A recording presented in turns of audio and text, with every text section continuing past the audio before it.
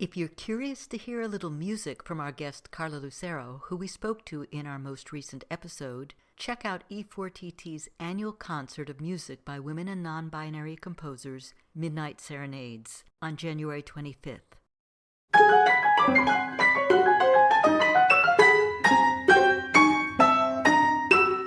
Welcome to For Good Measure, an interview series celebrating diverse composers and other creative artists, sponsored by a grant from the California Arts Council. I'm Nanette McGuinness, Artistic Executive Director of Ensemble for these times. Joining us for the first episode of our second season, we'd like to welcome Nina Shekhar, who we spoke to in December 2023. Thank you so very much for joining us. I'm really glad to have you. Thanks so much, Nanette. It's really an honor to talk with you. Yeah, let's dive right in here. So you're a flutist, a pianist, and a saxophonist. You earned dual degrees in music composition and chemical engineering from the University of Michigan, which is very impressive, by the way. And then you continued your education as a master's student in composition at USC. Now you're getting your doctorate at Princeton. Can you tell us about your path to becoming a composer? It can't have been straightforward with those dual talents. Oh, definitely. It was quite a winding road, I would say. When I was a kid, I grew up playing piano, eventually the flute, like in my school band program. And I remember with that, especially like when I started piano, like my brother is older than me. He was taking piano lessons, and I would just sit in the background, kind of in envy, like wanting to also do that. And I eventually, as I started playing piano, I knew that I had this kind of instinct as a composer. Like I would write these little pieces at the piano, and I was excited about that. And then I was always very ambitious, so that when I went to middle school and joined our middle school band program, like I was like, I'm going to write a piece for concert band for us to play, like having this kind of mentality of like, oh, I want to write something too.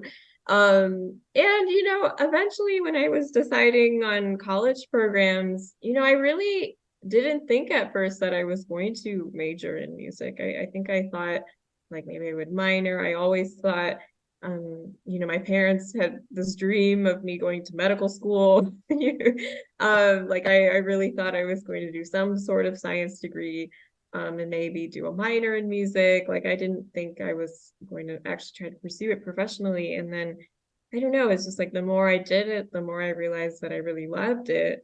And I wanted to like actually try to put myself out there and study it in college and try to pursue something professionally, or at least make that like have the chance to make that decision later. And so I ended up doing a double major. I double majored, as you said, in chemical engineering and composition, and it was really a challenge. To be honest, I would say the engineering major, I mean, I grew to love it, and I do have a wide range of interests, but to be honest, it was to make my parents less afraid. They were so terrified just what would happen financially if I majored in music. And I was like, no, you need to have a way to get a job. Like engineering, you'll probably get a job. So I did that, kind of to satisfy them. But then eventually, as I started finding more success as a composer, I think they came to terms with it and thought, okay, I think she could actually be successful if she wanted to. And then that's kind of my path. And then I eventually just like made a decision. I finished both degrees, but then I made a decision that I wanted to really pursue composition as my main profession. And then I kind of put my engineering degree to the side and haven't really looked back at it. But but I am grateful I had that experience, because I really, I think all of these interests that I had, or, these different fields of study that I was exposed to, have definitely informed the way I think, as an artist. And, just the way I look at the world.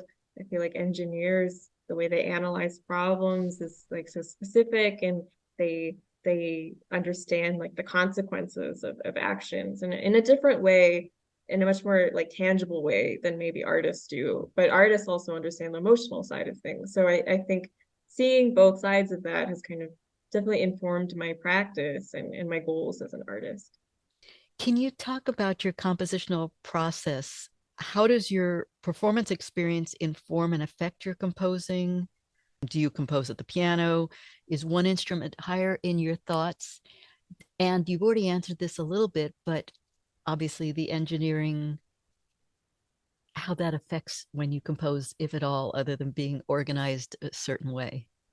Yeah, so in terms of my performance experience, so as I said earlier, I started as a pianist and then eventually became a flutist, and that's kind of my main instrument. Mm. And in my undergrad, I was like a very serious flutist. As part of the degree program, I took lessons. I did a recital. Like I did the full on.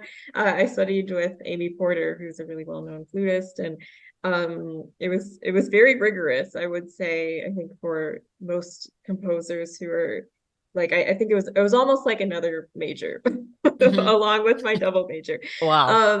And I think because of that, I understood kind of the intensity that goes along with this. Like, I understand what it feels like to be a performer on stage, to be nervous on stage. Also, just even the way that, performers interpret scores and thinking about notation and things like that. Like, I understand the mindset that a performer will have when they see triple P versus like mezzo piano. It's a different kind of intensity associated with that, or even just like physical constraints, what it feels like. If it's a violin, I mean, violin's not my instrument, but I understand like certain techniques will place a physical strain on the performer, and what does that mean for them, and how does that uh, really, how does that feel in their body, and how does that translate musically too. So I think all of those considerations have definitely informed the way that I approach composing, and my relationship with performers, when I'm working with them. And I always am very gracious to performers because it's really hard. It's really hard to get there on stage. And, this idea Thank of you. there's no do-overs either. Like when you're performing, it's like one and done. You get on stage, which is really scary. And I have so much respect for that. And in terms of engineering, kind of what I was saying earlier, sometimes I think about this one class I had at Michigan, where I did my undergrad, that was about the Flint water crisis. And I remember we had like homework problems associated with this crisis. And they were saying like, oh, how like measuring like the corrosion, and like understanding like corrosion inhibitor, like all these very specific things, and how does that translate just like in real life, Mm-hmm. these different scenarios. And I remember at the same time, uh like some artist friends of mine were kind of putting on these fundraiser concerts about like related to the Flint water crisis, but they didn't really understand exactly what was happening.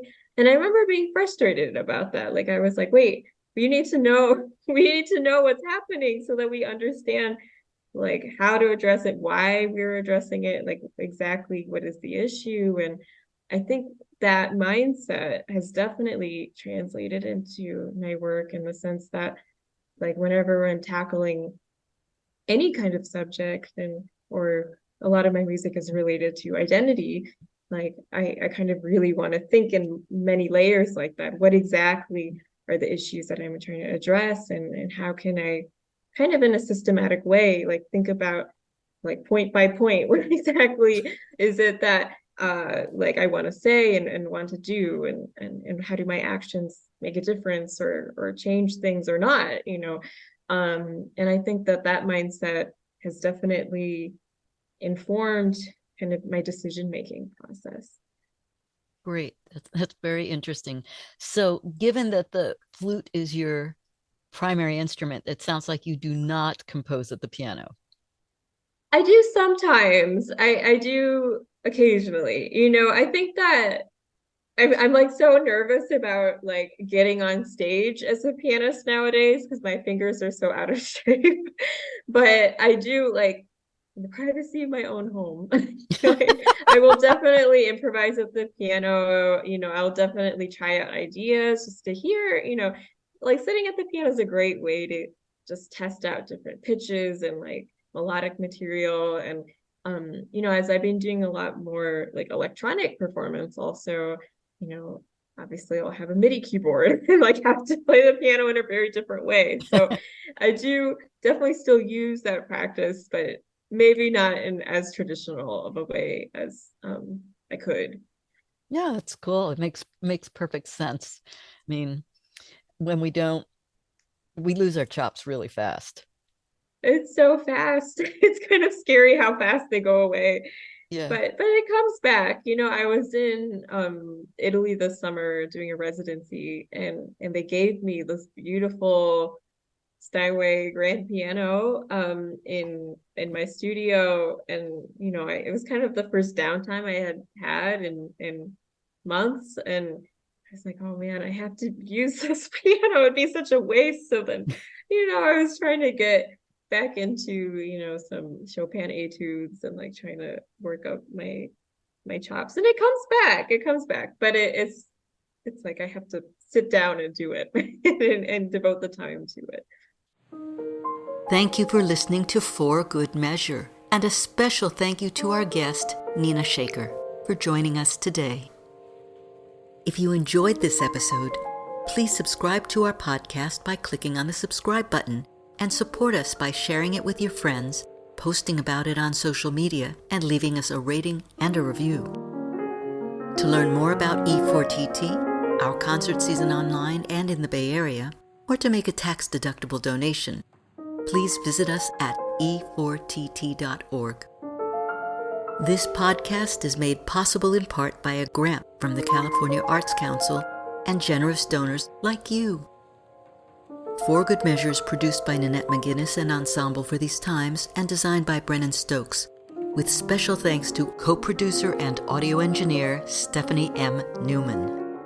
Remember to keep supporting equity in the arts and tune in next week for Good Measure.